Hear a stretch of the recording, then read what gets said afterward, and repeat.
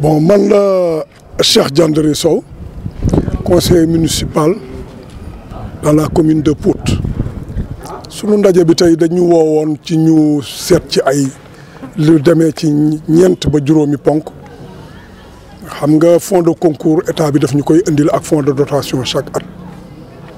ci loolu lañ doon xool ñu mu proposé ñu benn ñaari site yi nga xam ne dañ fa war a def parcours sportif ak benn maison de l'outil. Ensuite mu proposé ñu délibéré ci lu ñu war a def pour ndox. Alors man bala may entamer mes promos damay fustiger d'abord ce qui s'est passé aujourd'hui au conseil parce que conseil bu ñu démarré dans la sérénité conseil bu ñu dem ba nga xam ne bu dëgg jibee nit ñi bëgg ko wax ñi nekk ci salle bi di doon ay doomu Pout bëgg Pout fonk Pout tax ñu ñëw lu xew ci conseil municipal bi mu ñëw di ko teewee kenn du sëqat loolu fan la mën a am c'est très bien bu ñu ci wooyee gendarmerie pour mu génne nit loolu am na dafa am lu muy xeeñ mooy ci politique gu harcèlement ak ay politique bi nga xam ne dafay dem ci affaire intimidation ci population wu Pout bi nga xam ne yaakaar nañ ne war na doy parce que boobu ba léegi ñu ngi wax on sait que lii loi yi tëddee ak ni mu doxul parce que ay majorité mécanique la dénoncé parce que ba léegi yi ñu fi doon dénoncé muy la route principale avec les femmes le stade municipal bi nga xam ne tout dernièrement en conseil municipal daaw il avait même lui-même xam ne ni ñu ko defaree baaxul c'est ci magistère am la mu ñaanoon conseil municipal bi ne nañ ko may moom mu débrouiller ko pour rectifier defaraat poto yeeg yooyu faf poto yi sax dañ ko dajji gisatuñ ko sax faf kenn xamatul fu mu dugg boobu ba léegi ñu ngi ko arrêté ren moo nekk deuxième année bi nga xam ne la jeunesse de Pout amatuñu terrain amatuñu stade bu ñu footballé donc tey ñu wooñu ci li nga xam ne amul du ko mandargalee këyit parce que man je ne vois pas pourquoi ngay convoquer un conseil municipal woo nit ñi alors que li nga leen di càmbarloo c'est un arrêté ministériel et que ces conseillers-là ne disposent pas de cet arrêté nga bëgg ko tingoomee wax te ndaje tubaab këyit mënuloo woon nit ñi ci lu këyit sos këyit nga ko sos nga làq ko sa gannaaw ba pare ñëw di ñu bëgg a expliquer ci ay wax te ñu nekk ay conseillers war a jot këyit gi au même titre que tout le monde loolu encore une fois de plus ñu ngi koy fustiger parce que conseil municipal du doxalee noonu ñaareel ba man mënuma comprendre daaw jéeg ñu voté ndox PNDL indil ñu 20 millions ñu def conseil municipal délibéré ne 20 millions yëpp nañ koy def ci ndox fekk année bii bëgg a dee ñu bàyyi année bi ci topp ñu yokkat ci 10 millions muy 30 millions ñu ne na nga ko defar nga naan waaw man damaa dem seeti SONES damaa dem seeti SDE ñii liñ may wax ak munoo ci am nangami ndox ak tuuti nga ciy am ba année ba dee ñu xëy suba war a voter beneen budget nga génne budget bi ne ñu man kat ndox ma dama koy dindi parce que damaa bëgg a dem HLM defar fa benn espace vert jardin public clôture armère yi nga xam ne yëpp clôture yëpp defar nañ ko ba pare xanaa da koy tingoomaat parce que defe naa ne du miir yu ñuy clôturer waaw loolu dayul loolu yëpp jàll nga dem wuti avenant fexe ba loolu kaddu nga xëy suba même pas 6 mois bi compte administratif bi génne yooyu yëpp ñu wax ko nga ñëw nañu wut 3 nga bàyyi 30 millions mu dem nga ne da nga bëgg ñu woote 13 millions ndax am nga ay espérance na diw dig na la diw dig na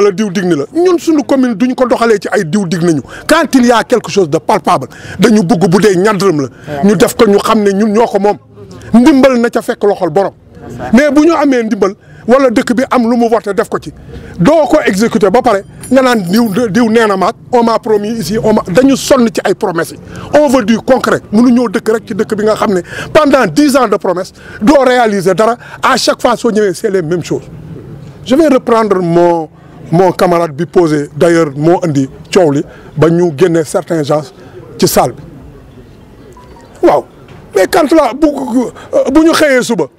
gis ñuy distribuer ay billets màkk gis ñuy distribuer ay suukar te du suukar sax dañ ko waxee noonu parce que dañ ne Dangote suukar la joxe naam te nee nañu suukar sax bariwul waaw suukar kay buñ ko joxee ba bariwul ba ñu mën caa lijjanti ba génne ca meew génne ca café génne ca lu nekk wër ko joxe ko génne ca tàndarma joxe ko kay suukar boobu kay sakkan na waaw.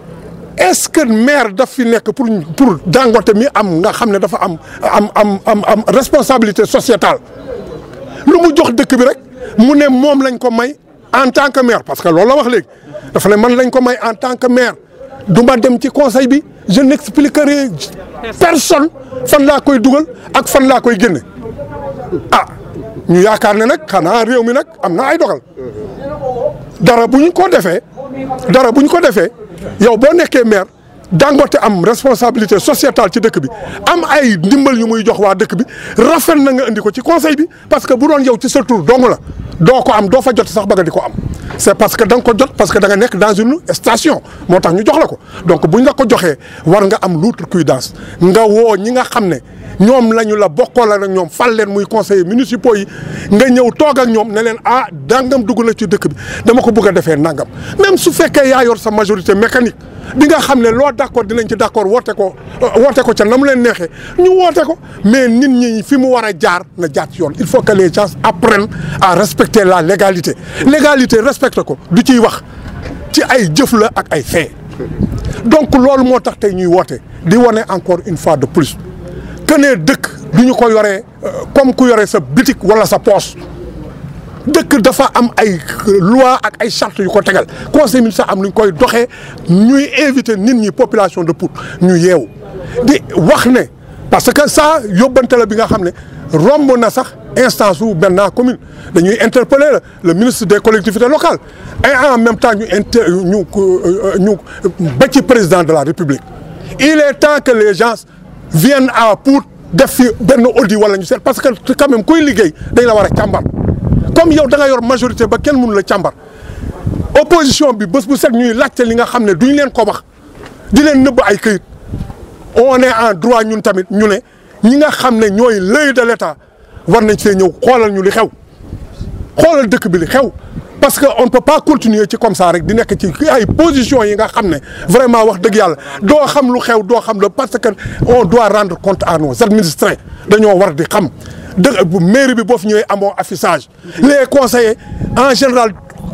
d'accord ci conseil bi la ñu am pour wax mais nañ ko def doo gis nañu ko wax a ko jiitu un conseiller on le met pas devant le fait accompli dañu koy jox les moyens de sa défense les moyens de défendre sa ville en lui donnant tout ce qui doit être tout ce dont il doit être en possession pour mën a rendre compte fidèlement à la population yi nga xam ne ñoo ko éliroon ba tax fi mu ñëw fi di leen représenter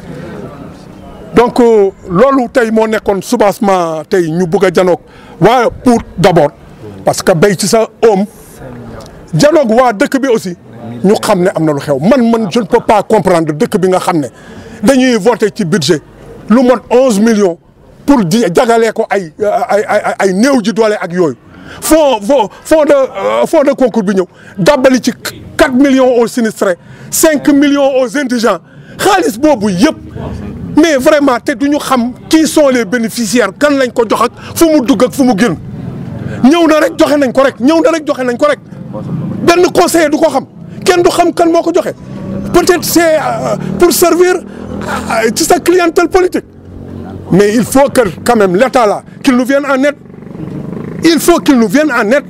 parce que am na des choses yi nga xam ne une minorité mënu ko def quand la majorité